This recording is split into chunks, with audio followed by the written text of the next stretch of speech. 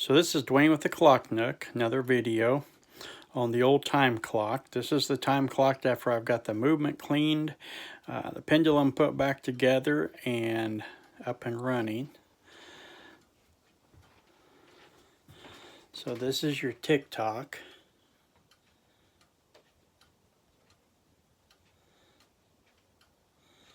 Get that to focus there.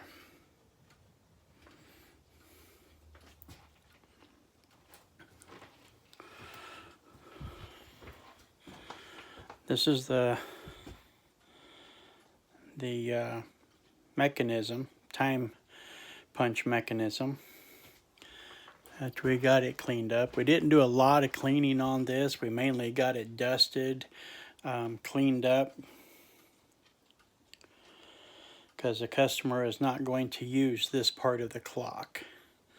This old tape, I'm not sure if we would be able to find something like that.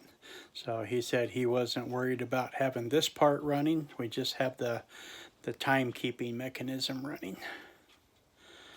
So